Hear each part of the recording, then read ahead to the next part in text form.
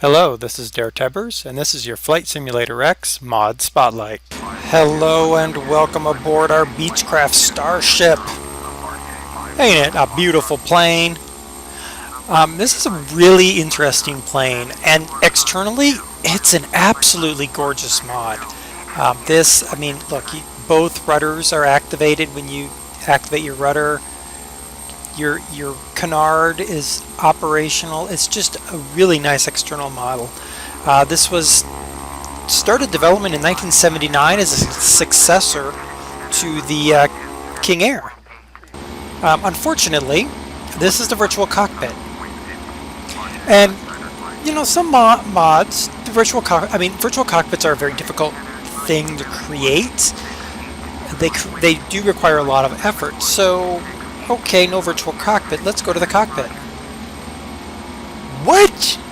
What do you mean this is the cockpit? Okay, this came up, and I immediately exited the game and went looking at the help file, the README file, looking at the way it was installed, checking everything, double checking everything, triple checking everything, making sure it was okay, and it's installed exactly as they told me to install it. This is what you get. Big problem right here, right here, and here, and here, and here, and this is just retarded up here. I mean, come on. First flight of this aircraft was 15 February 1986. Let's turn on our strobes. Let's turn on all of our lights here. Where's my auto feather, huh? Where's my auto feather switch? Oh wait, you haven't given me an auto feather switch. Alright, so let's look at it with all of her lights on. Look at that. I mean, it looks like a beautiful aircraft. Flaps. Yep, there we go. There's the flaps. Not a heck of a lot. Originally, these aircraft cost $3.9 million to buy.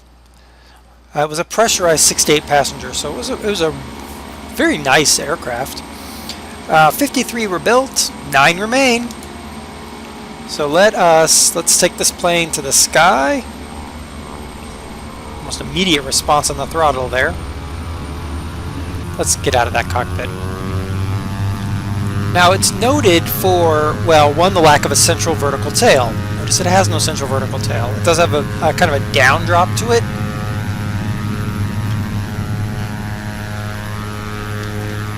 Look at that, landing gear folding up. And now she's in her sleekness. Let's get that flaps up and out of the way. Just a very beautiful, sleek looking aircraft. She was also noted, she had a carbon composite fuselage. 787 has it today. Well, 1986, the Beechcraft Starship had it. Very nice. We're going to throttle her back. I don't know what my airspeed is because I'm not paying attention. She was also known for the canard design up front. I mean, you don't see this very often. The lack of the central vertical tail, and also for the pusher engine and prop configuration. That was a very notable part of this aircraft. The engines are Pratt & Whitney Canada PT6A-67As with 1200 shaft horsepower. She can do a maximum of 385 miles an hour with a minimum controlled speed of 108, so she had a pretty big range. Now, problems I have right now, trying to figure out where, oh, okay, got my airspeed. Alright, so let's hit some buttons. Shift 1, turns off what we actually need. For anybody who wants to know, somewhere, oh, there, over there is Oklahoma City. Flew out of Will Rogers Airport. We're going to go back, I think, and try to make a landing at Will Rogers. Maybe. There is Will Rogers over there. So, we're going to try to make a return back to that field. I doubt it, but... Alright, let's slow her down a little bit more. Alright, so Shift 2 is our GPS. 3 is... radar. Okay, I think. Shift 5 is, there's my throttle quadrant. Okay, Shift 6 is not there. Okay, so that is radar. Shift 3, radar. How about that? Alright. So I'm actually really disappointed by this plane right now. I mean, beautiful, beautiful external model. I think this could be an absolutely stunning aircraft. Absolutely amazing structural. I mean, to have this in your fleet, in your hangar, would just be amazing. But oh, the tragedy of that cockpit. I mean, look at her. I mean, you're not going to find an aircraft today, even today. You go looking at business aircraft, you're not going to find anything else. When this aircraft lands, when this aircraft is sitting on the tarmac, and I've seen one of these up close. I've actually directed one in the land, or not to land, but I've directed one into its parking slot after landing. I mean, it's just, you look at it and you're like, wow. It sort of reminds me of the Concorde. When I walked into the Musée de l'Espace à Le Bonnier, and I walked into the Concorde hangar, I was just blown away by the beauty and the amazing look of the Concorde. And to me, the Beechcraft Starship has a lot of that for business aircraft. Now, cockpit is just a tragic mess. So that's the unfortunate part. I've got it throttled all the way back. Ooh, let's hit the air brakes. Air brakes? You got any air brakes? Where are your air brakes? No, you don't. She didn't. Does she? No, she doesn't. But the other reason for this aircraft, I mean, she was just, when you look at the laminar flow, meaning the flow of the air. Yeah, I know I'm babbling on about stuff you probably don't care about, but when you look at the laminar flow on an aircraft like this, the engines and the props aren't disrupting the airflow of the aircraft. It's such a sleek, clean, smooth line. I mean, it's just, I just can't imagine. I would love to be in one. All right, so that runway. So I see that aircraft taxiing right there. So we're going to go for that runway over there, I think, as the good runway to go into, since I refuse to fly any other way. She is throttled all the way back. Let me pull up my throttle quadrant. Look at this. Throttled all the way back. Look at this airspeed. We're at 174. We're not going down terribly fast. It's just a smooth, sleek aircraft. What's this? TCAS. Yeah, the other problem is, where is my, I don't have a, oh, what am I thinking of? Radio stack. I have no radio stack. I have no way to turn off that chatter. Where is that runway? Runway's over there. Okay.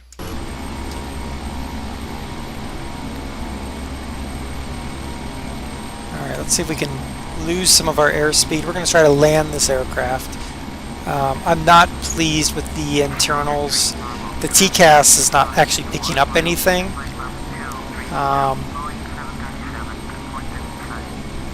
That's kind of odd. I should be picking up something. And again, without the benefit of the virtual cockpit, it does make landing a very difficult proposition.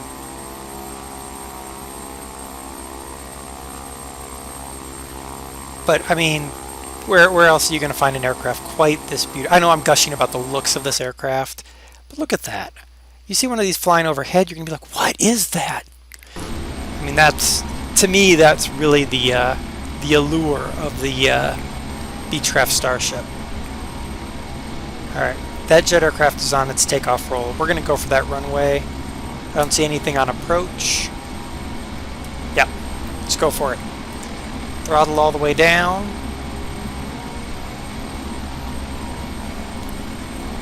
Yeah, so like I said, 53 were built, shipped out of the factory as of January 2010. 9 are found in the registries. So we've lost almost all of them. There's a few out there that are just purely as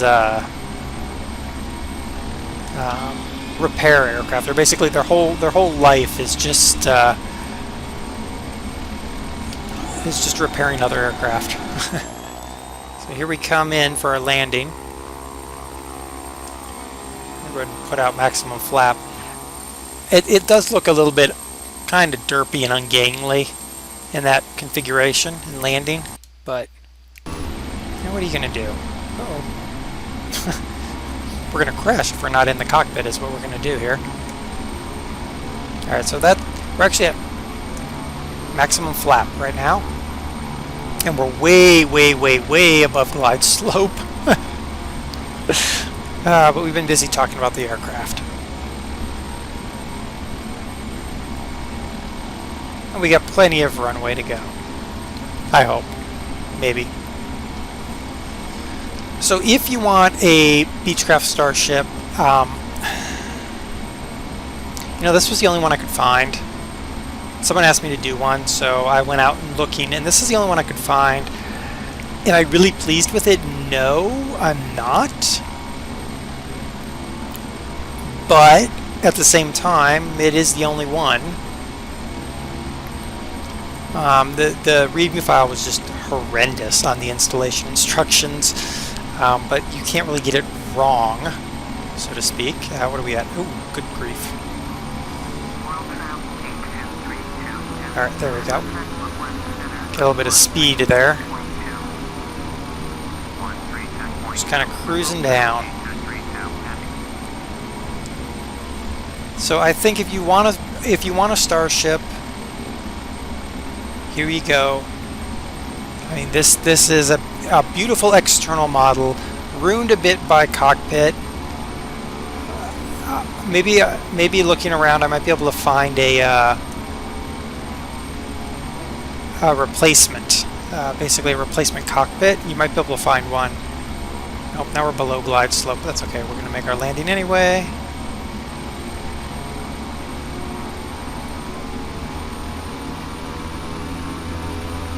And hover above the runway a bit.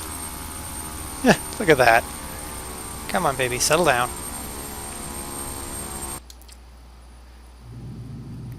There she is, and then reverse thrust that guy. Look at that. Beautiful aircraft. Externally.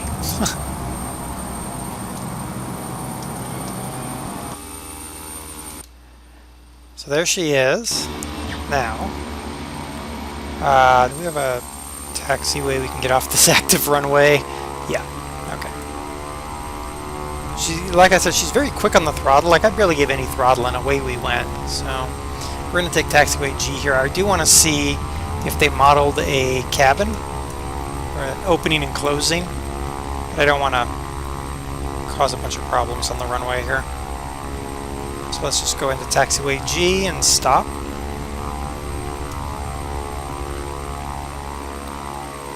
Alright, set the parking brake. Now let's hit Shift E and see if anything opens. Oh, wait! Oh, look at that. You can sort of see some seats in there. So there we go. Shut down those engines. There we go. So there you go. This is a Beechcraft Starship. The link is down in the description. Beautiful external model. I really do like the external model. I'm kind of watching those props because she should be stopping. There we go.